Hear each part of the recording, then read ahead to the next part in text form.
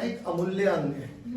याद रखो हमेशा कि एयर की भी कंडीशन क्या है, denser to rarer, i should be greater than c. C यहाँ पे क्रिटिकल एंगल है, क्रिटिकल एंगल को निकालने का तरीका है छोटे वाला रिफ्रैक्टिव इंडेक्स बाय बड़े वाला रिफ्रैक्टिव इंडेक्स। छोटे वाला बाय बड़े वाला ही हमेशा करना, क्योंकि तभी जो साइन सी की वैल्यू होगी वो हमेशा लेस देन 1 आएगी, या इक्वल टू 1 भी आ सकती है max to max, but equal to 1 में कोई लॉजिक बनता नहीं है। ग्रेटर देन 1 हो सकती है कि साइन की वैल्यू। चलो मैथ्स वाले बच्चे बताओ, साइन की मिनिमम वैल्यू क्या हो सकती है? -1 और मैक्सिमम 1 से बड़ी तो कभी भी रिफ्रैक्टिव इंडेक्स जिसका बड़ा वो कभी भी ऊपर नहीं आएगा, क्योंकि अगर बड़े वाला बाय छोटे वाला कर दे तो 1 से वैल्यू बड़ी हो गई, वो तो पॉसिबल ही नहीं है, मैथमेटिकली गलत हो जाएगा, वो तो नहीं आएगा समझ में। तो सबसे पहले क्या करो, आई निकालना होगा हमें। क्रिटिकल एंगल तो देख क्या निकलेगा, जल्दी बोलो। साइन सी छोटे वाला कुछ भी नहीं है तो एयर मानेंगे, एयर का रिफ्रैक्टिव इंडेक्स 1 है और डिवाइडेड बाय √2, 1/√2 बोले तो 45 डिग्री, यानी सी की वैल्यू आ गई 45। और सबके लिए रिफ्रैक्टिव इंडेक्स सेम है तो सबके लिए सी क्या रहेगा? 45। क्या निकाल लो? आई। अब देखो आई ये रे सीधी चली जाएगी, इस पॉइंट पर यहाँ पर टकराएगी, अब गड़बड़ ही यहाँ से यहाँ तक आने में है, हो सकता है आ जाए, हो सकता है ग्रेस कर जाए, हो सकता है TIR हो जाए। तो यहाँ पे क्या करो, नॉर्मल ड्रॉ करो, ये 45 तो ये भी 45, और ये 90, और ये 45, तो ये 45, तो ये भी 45, यानी आई की वैल्यू 45 आ गई।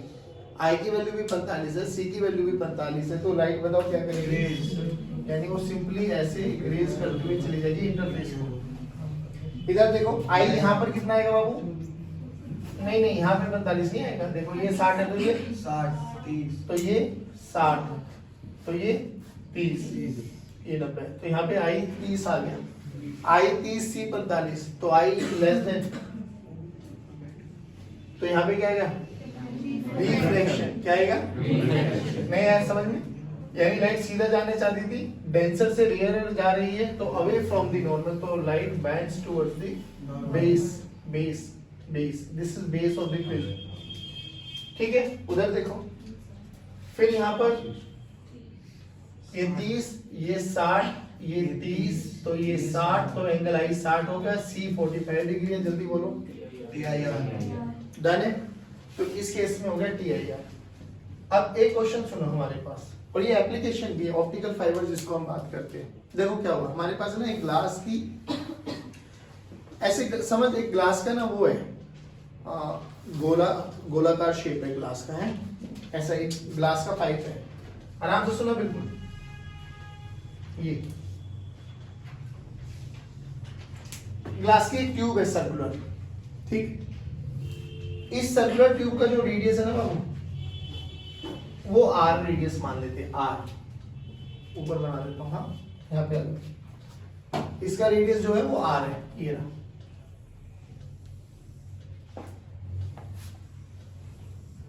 ये समझ में आ गया, ग्लास इसमें है बस, ये सेंटर है और इसका रेडियस R है। अब हमने क्या किया, हमने ना इसमें से एक कोड को बाहर निकाल लिया, ये वाले पार्ट को बाहर निकाल लिया। इसका जो ये वाला वो है, you can say diameter of this tube है, ये है आपके पास लेट्स से 4 सेंटीमीटर, ठीक। डायमीटर कितना है? 4 सेंटीमीटर। हमसे बोला गया अब इसको यहाँ पे बनाते, थोड़ा वाइड करके बना देता हूँ जिससे आपको समझ में आ जाए। समझ में आ गया? ये वाला पोर्शन हम लोगों ने बाहर निकाल लिया, और ये पक्की बात है कि यहाँ पे कहीं पे इसका सेंटर है। बोला गया हमने इसमें क्या किया बच्चों, यहाँ से सिग्नल्स को भेजा। सिग्नल्स बेसिकली हम लोगों ने यहाँ से अपने जो भी सिग्नल्स, ऑप्टिकल सिग्नल्स, उनको भेजा यहाँ से ऐसे। बोला गया ये R हमें कैलकुलेट करना है, find R minimum, find R minimum. Minimum radius कितना होना चाहिए इसका, ये R कितना होना चाहिए, such that there is no loss in signal transmission। मतलब क्या हुआ कि जो मैं यहां से भेज रहा हूं ना बच्चों, जो मैं यहां से सिग्नल्स भेज रहा हूं, मान लो मैंने 4 सिग्नल्स भेजे, तो अल्टीमेटली मुझे यहां से चारों के चारों बाहर मिलने चाहिए। तो उन्होंने बोला कि ये R की कितनी मिनिमम वैल्यू होनी चाहिए कि इसमें कंप्लीट जो इंफॉर्मेशन मैं दे रहा हूं वो सारी की सारी मिल जाए। तो फाइंड दैट R। बताओ कैसे किया है। एक तो ग्लास है, ग्लास का रिफ्रेक्टिव इंडेक्स 3/2 होता है बच्चों, स्टैंडर्ड है मान लेना। अब देखो बेसिक रिक्वायरमेंट क्या है हमारे लिए, हमें और कुछ नहीं पता क्या होने वाला क्या नहीं होने वाला, बट हमें इतना तो समझ में आ गया कि सर अगर ट्रांसमिशन कराना है ना और लॉस नहीं होने देना, ये थोड़ा वाइड बना दिया जिससे तुम्हें बहुत इजीली समझ में आ जाए। तो देखो सिंपल सी बात, ये रह जाएगी, ये भी रह जाएगी, ये भी रह जाएगी और ये भी रह जाएगी। इनको ना सरफेस पे इंसिडेंट करा दो, डन। ये चारों के चारों इंसिडेंट कर रही है भाई। मैक्सिमम से मैक्सिमम मतलब मिनिमम से मिनिमम क्या कंडीशन होनी चाहिए कि इनमें ये चेक कर लो कि सबसे पहले एंगल ऑफ इंसिडेंस सबसे कम किसका बन रहा है, सबसे कम। देख एंगल ऑफ इंसिडेंस कैसे बनाते हैं, नॉर्मल ड्रॉ करो। अब जो कि एक सर्कल का पार्ट था, तो यहां से एक रेडियल लाइन ड्रॉ कर दो इस पॉइंट पर। अरे बोल भाई, तो इस पे एक नॉर्मल ड्रॉ करते हैं हम लोग ऐसे,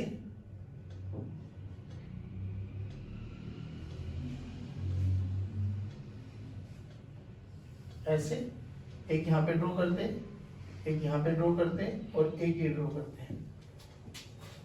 ये नीली और लाल के बीच में जो बनने वाले एंगल है ना, दिस इज इंसिडेंस एंगल।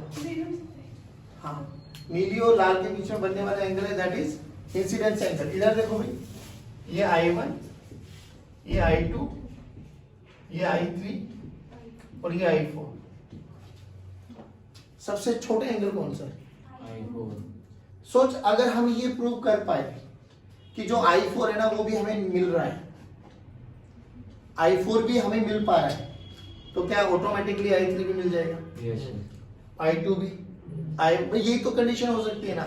सबसे छोटा एंगल है I4 और ग्रेजिंग की कंडीशन क्या बाबू, TIR की बेसिक कंडीशन क्या है, अगर एनर्जी का लॉस ना हो, अगर एनर्जी का लॉस ना हो तो अल्टीमेटली क्या हो सकता है कि जो लास्ट वाला सिग्नल, जो सबसे लास्ट वाला सिग्नल जा रहा है वो मैक्स टू मैक्स ये हो सकता है कि इसको ग्रेज करते हुए निकल जाए। यही तो हो सकती है ना मिनिमम कंडीशन भाई। yes, तो हम क्या कह सकते हैं कि I should be greater than or equal to C, that is critical angle। नहीं आया। अब I सबसे छोटा कौन सा है, I4। तो बस I4 वाले एंगल के लिए ना ये कंडीशन प्रूव कर दो, तो अगर I4 ही मिल गया ना तो फिर तो दुनिया की कितने भी सिग्नल भेज दो, हर सिग्नल तुझे मिलता चला जाएगा विदाउट एनी लॉस। अब क्या करें, देख सिंपल, बहुत सिंपल सा फंडा है। हमें ये चाहिए यहां से यहां तक देखो और यहां से यहां तक देखो, ये तो क्या बन गया, रेडियस। ऐसे क्या देख रहे हो, yes, और ये भी क्या बन गया, और ये क्या है 4, तो ये क्या है। अब देख ध्यान से, एक राइट एंगल ट्रायंगल बन रहा है, इसको नाम दे लो बेशक ABC या ABO। BAO right angle triangle है। क्या मैं I4 की वैल्यू निकाल सकता हूँ, बोल कैसे, sin I4 is equals to perpendicular by hypotenuse, perpendicular by perpendicular देख R minus 4, hypotenuse बोल, तो R minus 4 by critical angle कैसे निकालते हैं, sin C, छोटे वाला बाय बड़े वाला √3/2, ऐसे मत देख भाई, छोटे वाला बाय बेसिकली 2/3।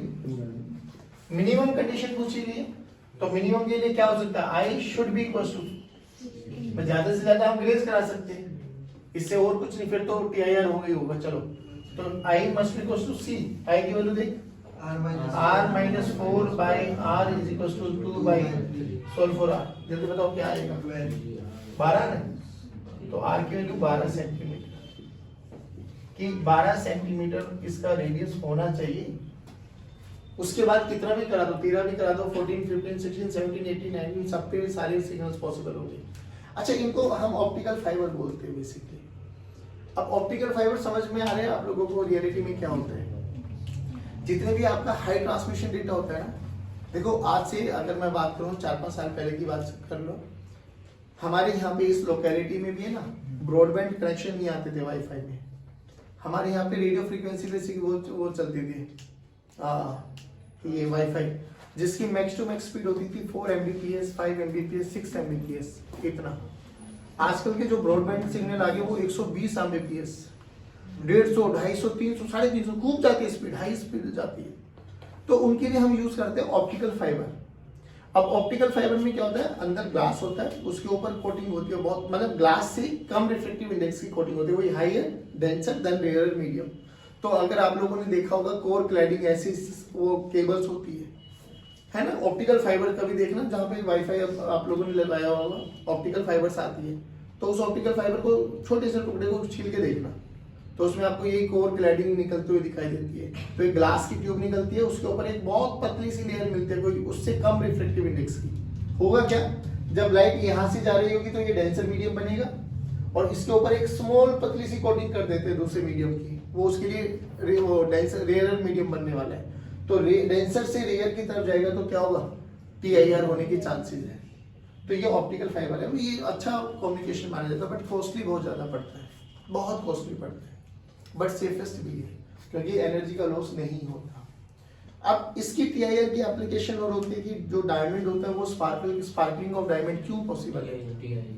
TIR देखो क्या होता है, तो डायमंड में जो शार्प एजेस बनते हो ना, कभी डायमंड को देखोगे बहुत छोटे छोटे छोटे छोटे कट लगते हैं। वो कट लगने का रीजन समझ में आता है क्या, कि अगर हमने उस पर लाइट रखी और लाइट उस पर इंसिडेंट कराई तो लाइट एंटर तो करेगी जरूर, एंटर करेगी तो, लेकिन अंदर क्या होगा, डेंसर मीडियम से रेयर मीडियम की तरफ आएगी जरूर।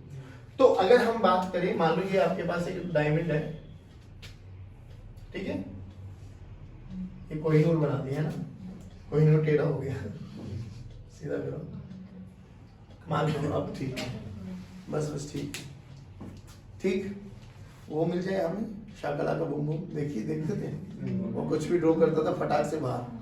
तू क्या बनाएगा, समोसा? मान इसका क्रिटिकल एंगल तो बहुत छोटा होता है भाई, बहुत छोटा, मतलब 26-27 डिग्री के आसपास होता है। अब क्रिटिकल एंगल अगर छोटा है तो रिफ्लेक्टिव इंडेक्स बताओ, क्रिटिकल एंगल अगर छोटा है तो रिफ्लेक्टिव इंडेक्स बोल, sin c = 1/2 में होता है करो। अगर क्रिटिकल एंगल छोटा है तो रिफ्लेक्टिव इंडेक्स डेंसर होता है, हाई डेंस होता है। पहली बात। अब सुन, अगर इसमें कोई भी लाइट एंटर कर रही है ना बच्चों, किसी भी एंगल पर, तो जहां जहां वो इंसिडेंस करेगी ना, इंसिडेंस करने वाली है, वहां हर पॉइंट पर उसके एंगल C से हमेशा वैल्यू बड़ी बनती है। C से बड़ी बनेगी तो हर फेज पे बोलो क्या होगा, TIR। तो ऐसा लगता है कि एनर्जी ट्रैप हो गई है इसमें, वो हमेशा चमकता हुआ दिखाई देता है। बट ऐसा नहीं है कि अंधेरे में रख के सर चमक तो रहा है, चमकने के लिए कि ऑब्वियसली उसको एनर्जी देनी पड़ेगी आपको, तब वही वो एनर्जी बार बार मल्टीपल रिफ्लेक्शन होते हुए हमें दिखाई देता है। अब इसके ना एक और एप्लीकेशन है जिसको हम बोलते हैं मिराज। अब मिराज जनरली लड़कों ने देखा होता है, मतलब ऐसा मिराज बेसिकली होता क्या है, एक इल्यूजन होता है, ऐसा भ्रम कि गर्मी के दिनों में सड़क पे चलो तो सड़क पे पानी दिखाई देता है, पानी भरता हुआ नजर आता है, पर ऐसा रियलिटी में होता नहीं है, पर ऐसा दिखाई हमें प्रतीत होता है। अब लड़कों को क्यों दिखाई देता है, क्योंकि जनरली लड़कियां ना ड्राइवर का काम ज्यादा करते हैं, लड़कियां महारानी होती है, नॉर्मली पीछे प्रेफर करती है बैठने के लिए। हम लोग या तो ड्राइवर सीट में बैठे मिलेंगे या कंडक्टर सीट पे मिलते हैं। तो नॉर्मली जब हम चल रहे होते हैं ना, तो हमें सड़क ज्यादा अच्छे से दिखाई देती है रादर देन जो पीछे लड़का या कोई भी लड़के पीछे बैठे हो, कोई दिक्कत नहीं उसमें। लड़की अगर ड्राइव करे तो उनको भी बहुत तरीके से दिखाई देता है। नॉर्मली जब 90% लड़कियों का मतलब होता है कि हम नहीं देखे होगा सर इस एज तक देखने का एक यही कंक्लूजन निकाल पाया हूँ मैं कि नॉर्मली जब बच्ची लड़कियां गाड़ी में जाती है या बसों में जाती है तो पीछे बैठना प्रेफर करती है, आगे कंडक्टर सीट पे या ड्राइवर सीट पे कोई नहीं बैठता। और वो ये वाला फिनोमिना जो है ना, ये फिनोमिना तभी देख पाओगे अगर गर्मी के दिनों में आप सड़क पे एक टक आंखों से देख रहे हो तो, और वो सबसे अच्छा काम ड्राइवर कर सकते हैं। तो ड्राइवर को नॉर्मली ये सब चीजें देखने को मिलती है। अब होता क्या है उसमें मिराज में, बहुत दूर आपको ऐसा लगेगा कि पानी पड़ा है सड़क पे, गीली सड़क एकदम, बट जैसे जैसे आप आगे चलते चले जाते हो ना, वो आपको ऐसा लगता है पानी आगे शिफ्ट होता जा रहा है, और रियलिटी में वहां कुछ होता ही नहीं है। बट उसमें जो इमेज बनती है ना भाई, अगर कभी देखो कोई गाड़ी जा रही है तो गाड़ी की मिरर इमेज दिखाई देती है, उसके आगे कोई बंदा जा रहा है तो बंदे की इमेज दिखाई देती है, उसके आसपास कोई पेड़ है तो पेड़ की इमेज दिखाई देती है, बहुत क्रिस्टल क्लियर, माइंड बॉगलिंग इस लेवल पे इमेज दिखाई देती है तो अब वो होता क्या फिनोमेना, याद करो हम लोगों ने एक चीज बोली थी कि जो रिफ्रैक्टिव इंडेक्स होता है that is inversely proportional to temperature. अब गर्मी के दिनों में आप ऑब्जर्व करो कि आप सड़क को टच करके देखो एक बार, तो गर्म है ऑब्वियसली गर्मी के दिनों में। आपको बोले सड़क पे बैठ जाओ एक बार, है ना, 12-1 बजे के आसपास, कैसा महसूस होगा? आनंद की प्राप्ति हो जाएगी, है ना। अब सोच, मैंने बोला कि ये मेरे पास सड़क का सरफेस है, यहाँ पे हाथ रखो, इससे थोड़ा ऊपर हाथ रखो, कहाँ पे टेम्परेचर का वेरिएशन दिखाई देगा? ये बहुत गर्म है, ये सरफेस मान लो, सड़क मान लो, ये बहुत ज्यादा गर्म दिखाई देगी, और इसके कंपैरिजन में ये इससे ऊपर, इससे ऊपर, यानी एक चीज तो हमें समझ में आ गया, जैसे जैसे हम नीचे से ऊपर की तरफ जा रहे हैं टेम्परेचर डिक्रीजेस रिफ्रैक्टिव इंडेक्स। अब याद करो पहला लेक्चर, अगर हमारे पास रिफ्रैक्टिव इंडेक्स वेरी कर रहा है तो लाइट का जो पाथ होगा वो एक स्ट्रेट पाथ होगा या कर्वीलिनियर होगा? सोच क्या होता है, बड़ा सिंपल सा फंडा, कोई मुश्किल है नहीं इसमें, मिराज बस नाम समझ लो। ऐसे मान लो ये हमारे पास अलग अलग लेयर्स बना लेते हैं, यहां पर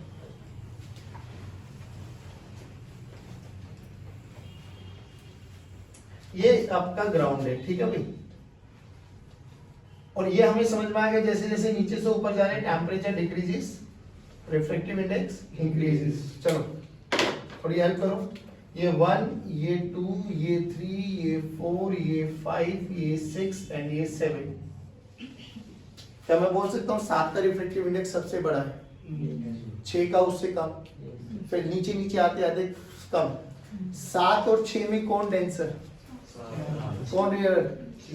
6 और 5 में, 4 और 3 में, 2 और 1 में। समझ में आ गया?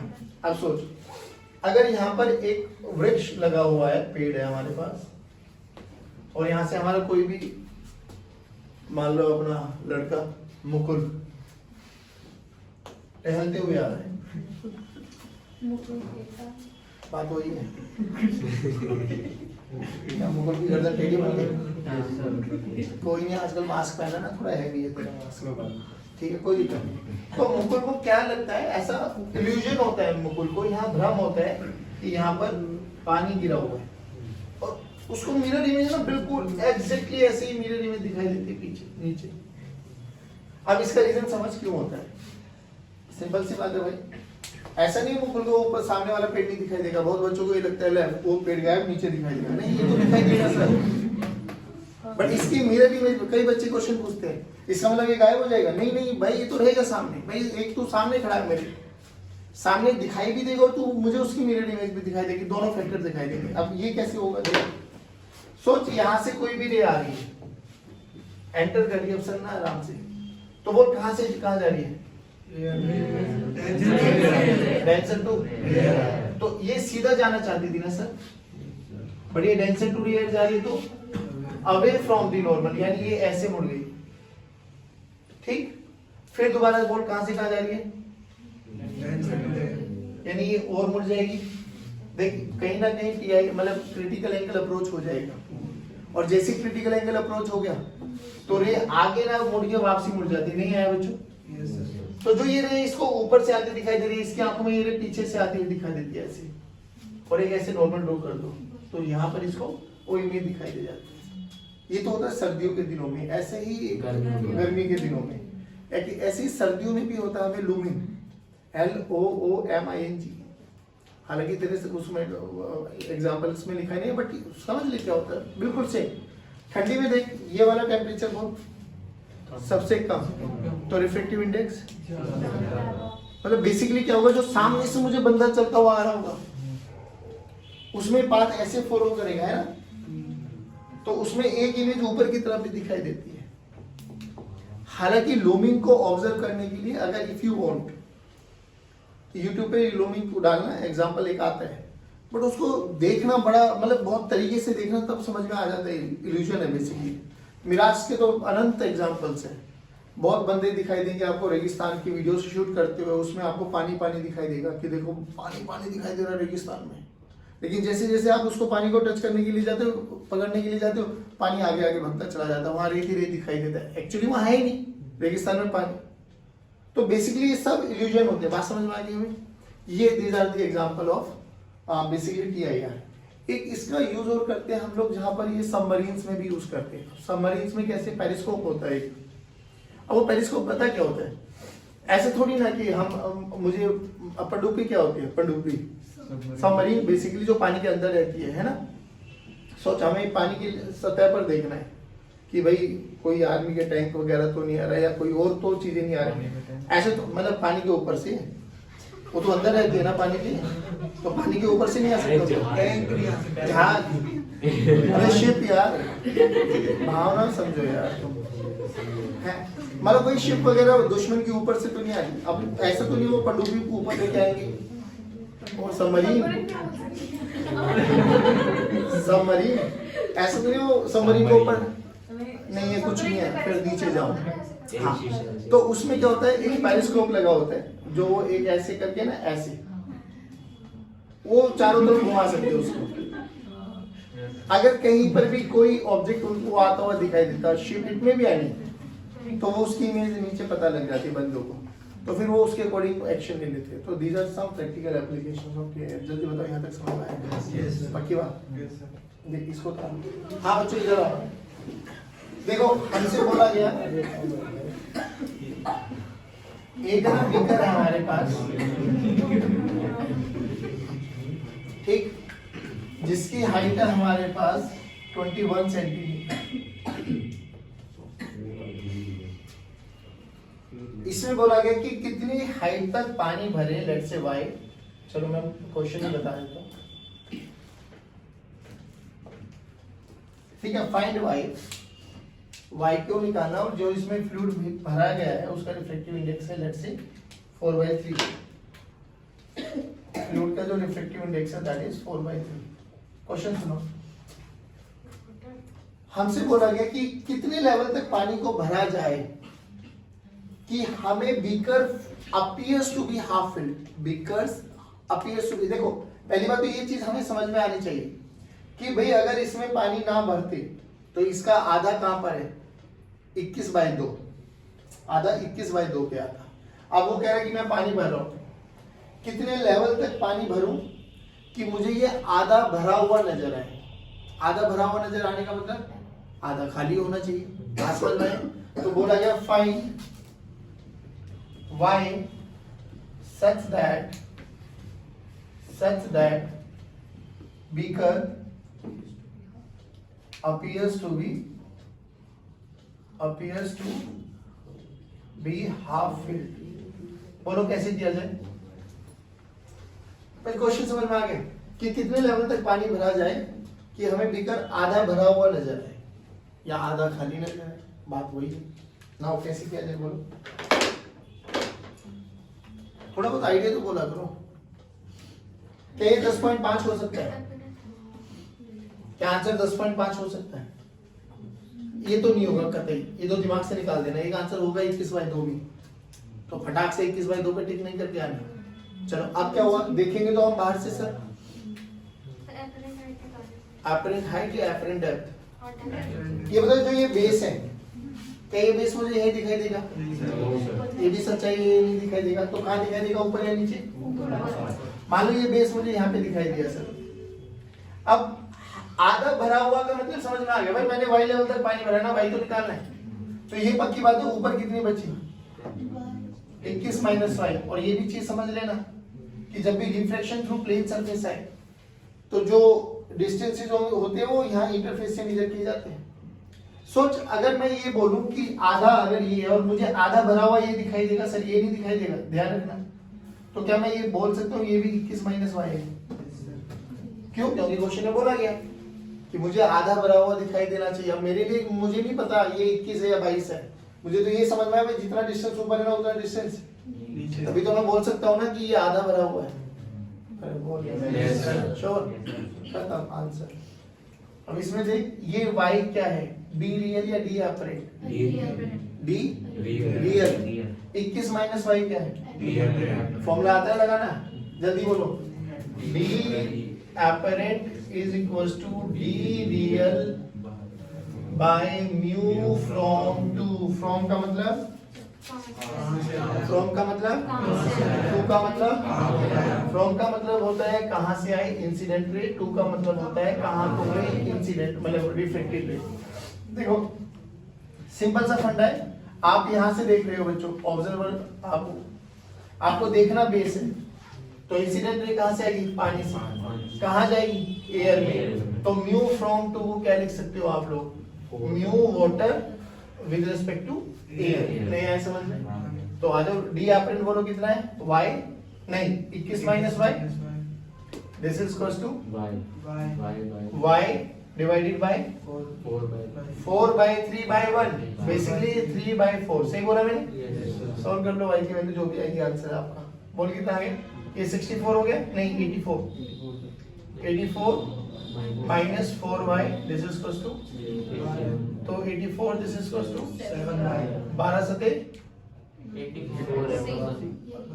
84, तो y की वैल्यू ये भी कितनी आ गई, यानी मुझे 12 सेंटीमीटर तक उसमें पानी भर देना चाहिए, तब मुझे जाके ऐसा महसूस होगा कि बीकर आधा भरा हुआ है।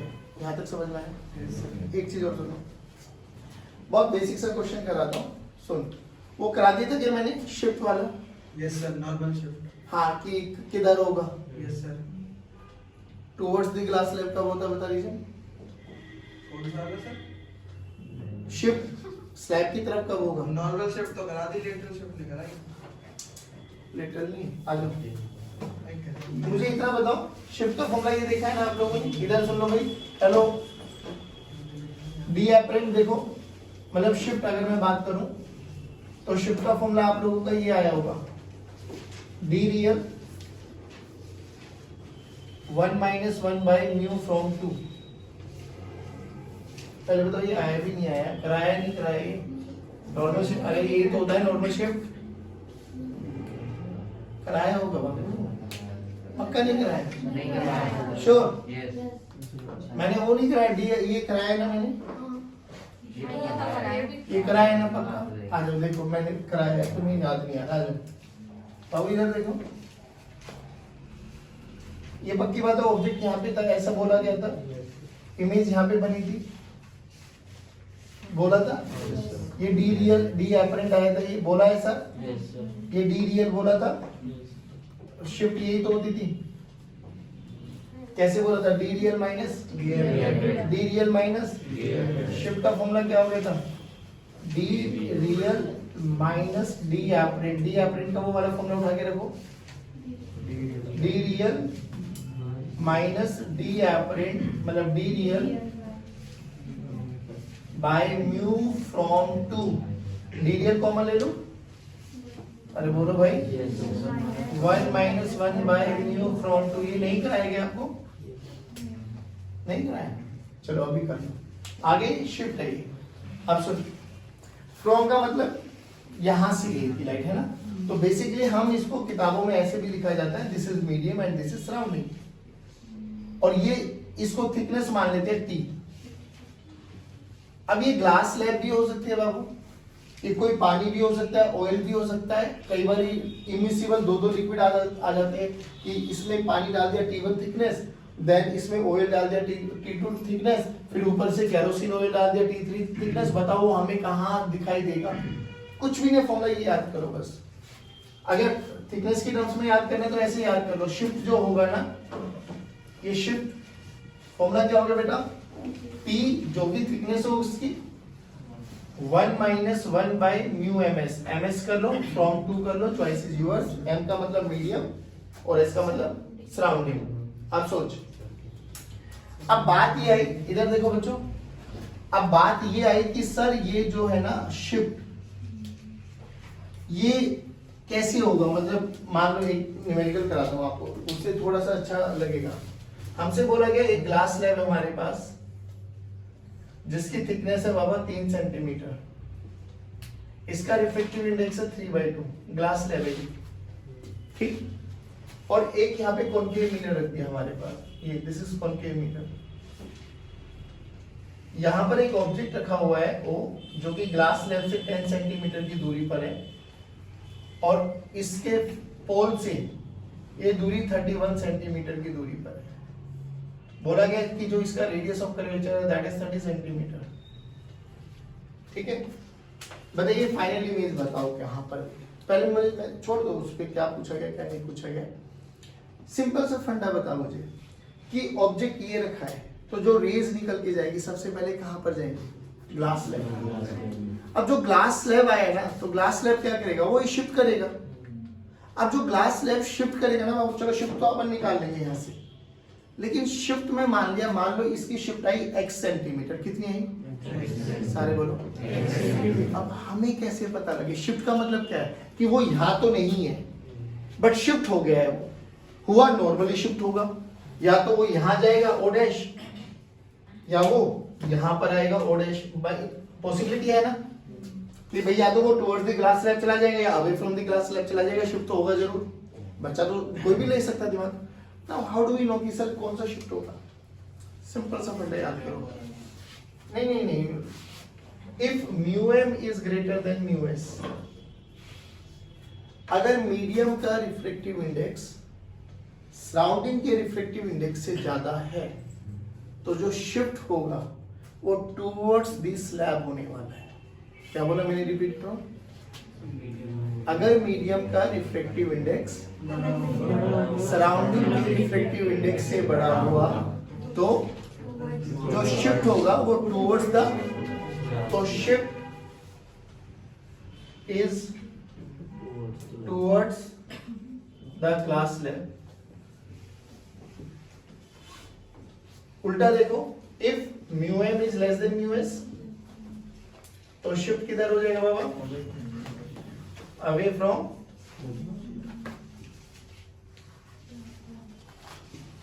अब शिफ्ट का फॉर्मूला वो अभी तो निकालना है। देखो शिफ्ट देखो,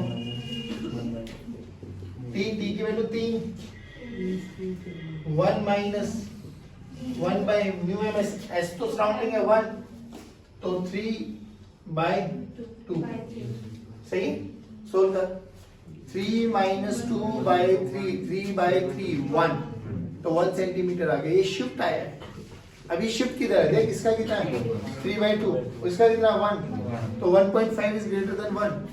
तो जो यहां से यहां 31 सेंटीमीटर है कॉन्केव मिरर के लिए, अब क्या हो जाएगा, यहां पर आ जाएगा। ये कितना है बेटा 1 सेंटीमीटर। तो कॉन्केव मिरर के लिए ऑब्जेक्ट कितनी दूरी पर हो गया 30।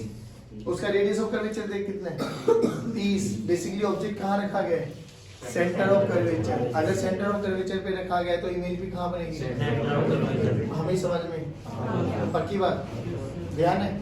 अब सोच, अगर इसमें मल्टीपल लिक्विड्स आ जाए तो, अरे कोई भी दिक्कत नहीं है भाई, मल्टीपल आने दो।